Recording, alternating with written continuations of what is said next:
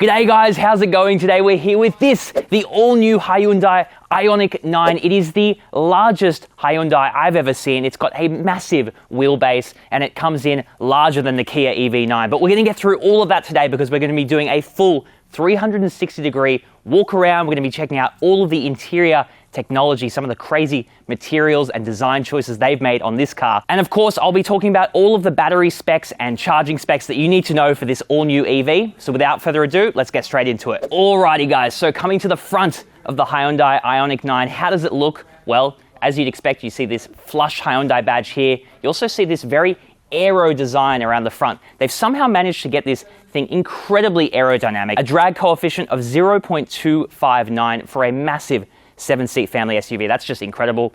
You can see you have these parametric pixels that run along the entire front of the vehicle. I can see some inspiration both from the Santa Fe and the Kona in this car. And I love how all of the sensors, including your radar, sit flush along the grille here, which is plugged up. And if you actually look really closely, you will see some parametric pixels underneath the surface there, which looks really cool. You also have more parametric pixels, which are your daytime running lights and your massive LED headlights there, which are very bright, by the way. You also get a full 360 camera on this car as standard and a massive radar at the front there. Now, this thing has a very good adaptive driving system. If you guys want to learn more about that, head to CarSauce.com for a full written review. Now, this car will be available in 16 different colors at launch here in North America. One of them is this, the Ionosphere Green Pearl, which I think looks absolutely stunning. Now, this car is also the North American spec, and we don't have finalization on the Australian spec yet, as well as pricing. However, expect it to be priced somewhere in the realm of the Kia EV9. And it'll also come in 3 different model trims, but we'll get back to that when we talk about the battery specs. All right, let's check out the side. Alrighty guys, so coming to the side now of this absolutely massive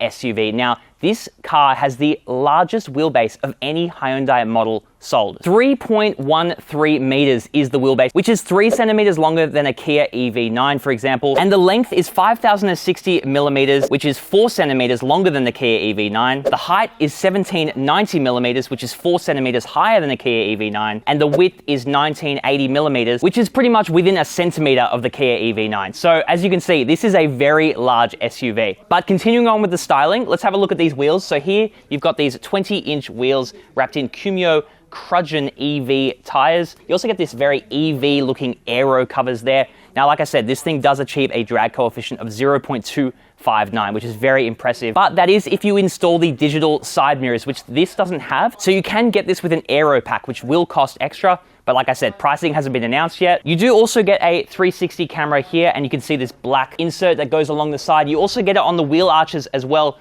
with these interesting body-colored inserts. I'm getting a little bit of Kia Tasman vibes from this, how it's kind of straight above the wheel arch, but let me know what you guys think of that. On the calligraphy version of this car, this is actually entirely body color, which is a very interesting look. So it might be kind of polarizing for some people, but Hyundai are perfectly capable of taking risks. You'll find you also get these massive roof rails as standard along the top of the car there. You have this very, very tinted privacy glass here, and you can see the door handles are pop out. They actually say IONIQ 9 on them. Very cool there. And as we come to the rear, you can really see how sloping this roofline is, and that's because they wanted to get extra headroom in the second row.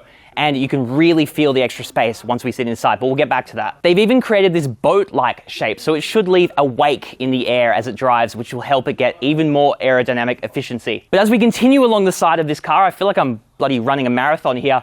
We can open up this charger port, and let's discuss the battery because it's definitely a good story for this car. So you get an absolutely huge 110.3 kilowatt hour battery. It is a nickel manganese cobalt chemistry, and it is based on an 800 volt high voltage architecture, which is capable of achieving up to 350 kilowatts DC fast charging. That'll get it from 10% to 80% in around about 24 minutes. The long range variant of this car does have a claimed range of 620 kilometers on the WLTP from that massive battery, with a claimed consumption of around about 19.4 kilowatt hours per 100 kilometers. So I did mention 3 variants are going to be available in this car earlier. So you can get this as a rear motor only 160 kilowatt electric motor to the rear wheels, which will be the base model. Then you can get the all-wheel drive version with a 70 kilowatt electric motor at the front wheels. Then there's the full-fat performance version with a 160 kilowatt motor at the front and a 160 kilowatt motor at the rear. That should be pretty bloody fast. with, maybe some rumors of a N version potentially in development. So we'll see about that later. But that's enough about boring numbers and specs. Let's check out the back. Alrighty guys, so I've just completed the long trek to the rear of this car, and as you can see, we have this incredible looking parametric pixel light pattern that goes across the entire roof of the car essentially, and almost all the way down to the rear bumper. So that's a massive amount of parametric pixels. I don't have time today to count them, but I'm sure there's probably over 100. You also get your new flat Hyundai badge. That's a new design cue from Hyundai. You also have IONIQ 9 spelt out there in large writing. You also get a rear view camera down there, and down the bottom you have a pretty normal looking EV bumper. But the important question is, how much does it fit in the boot? Because it actually does kind of collapse in on itself as it comes to the rear here with that boat shape. So let's see if that impedes on the boot space. So coming open here, we have a powered tailgate. And as you can see, with all 3 rows in place, you actually get a massive amount of space for a 7-seat SUV. Pretty sure we have in excess of 300 liters right here with all 3 rows in place. But I can also put the rows down easily. Now this is the base spec, so I have to do it manually. But in the other specs, I get buttons to do that. So that's very cool. If I pull this here, it folds down that. Very easy, just push it down. No dramas. And as you can see, we have a absolutely massive 1,323 liters with the 3rd row down. I also have this interesting thick matte cover here, but if I pull it up and lift up the bottom, you can see we have a little bit of underfloor storage as well. So that's good to see. Though, unfortunately, no space saver spare or full-size spare wheel. You also get a button on the inside here to open up the boot, as well as a 12-volt socket, and you have a vehicle-to-load port there as well, because this car actually supports both vehicle-to-load and vehicle-to-grid functionality, just like the EV9. And in fact, a lot of the connectivity on the car is connected directly to the high-voltage battery, which allows for extremely fast charging. In fact, let's talk about it. Let's check out the interior. Alrighty, guys, so coming inside the interior now of the Hyundai IONIQ 9, and I have to say, this is a very nice place to be. It feels like Hyundai have really achieved their goal of making this feel very spacious and giving it a nice natural feel with lots of kind of lighter colors, especially here we have this teal color interior, which looks very nice. First things first, this steering wheel up ahead of me, it feels really nice to hold in the hands. And of course, this being an IONIQ, we have the use of sustainable materials all throughout the interior. So we have this kind of eco-process leather on the seats, on the steering wheel, up here on the dash, even down to this wood trim, which has some, nice ambient lighting down there. And the ambient lighting actually continues underneath this curved display, which, by the way, is absolutely massive. You get 2 12-inch displays here, one in front of the driver, one for your infotainment, which is oriented towards the driver. They're both incredibly color accurate, bright, very responsive. It's the latest version of the Hyundai software, and you get all the BlueLink connected services, over-the-air updates, everything you'd expect from the latest generation of a Hyundai IONIQ product you get on this car. And of course, all of the future updates that Hyundai will push, which will allow things like microtransactions. We could be seeing microtransactions in this car in terms of customization options, new ambient lighting, signatures on the exterior and interior. So stay tuned for that when that comes out, because that could be the new thing in the car industry. I mean, a couple of years ago, we saw BMW charging for their heated seats. So maybe this will be the next thing. But comment down below what you think of that, because that's something very new to me. Continuing on with the interior design here, you actually have this column mounted shifter, which has your drive, reverse, and park on the end there. You also have your start stop button there, which is very reminiscent of the Kia EV3, EV9. Obviously, this being part of the same family of vehicles as those cars.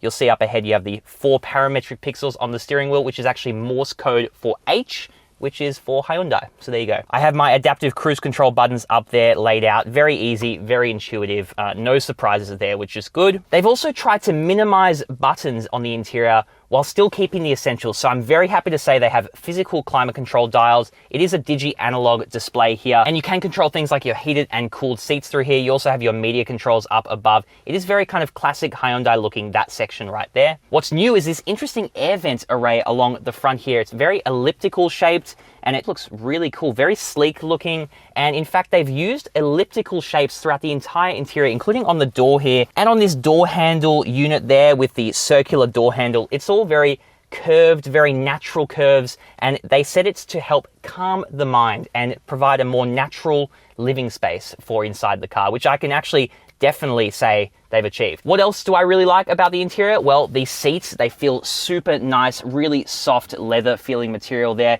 You also get heating and cooling. They also come with full electric adjustment as well as lumbar adjustment in a bunch of different ways. Like I said, guys, there are so many features and specs of this car. So if you want a full breakdown of all of the inclusions across the model grades, make sure you check out carsauce.com for a full written article up on this car now. If we continue on the theme of technology, obviously you do get wireless Apple CarPlay and Android Auto as standard across the range now. That was an issue that Hyundai had for a while where you had to use a cable. No more. However, you might want to use a cable still because you are actually getting 100-watt USB-C cables throughout the entire cabin on this car. So they are actually utilizing the vehicle to load from that 800-volt battery architecture to achieve the very fast 100-watt fast charging, which should keep your devices charged and even allow you to charge things like MacBooks from your car. That's really cool to see. If I push this button here, I also get a 12-volt socket, as well as a wireless charger in the middle here, which has some parametric pixels on there. In fact, there's parametric pixels in front of it, and some of the buttons, even on these air vents, you have parametric pixels on the top,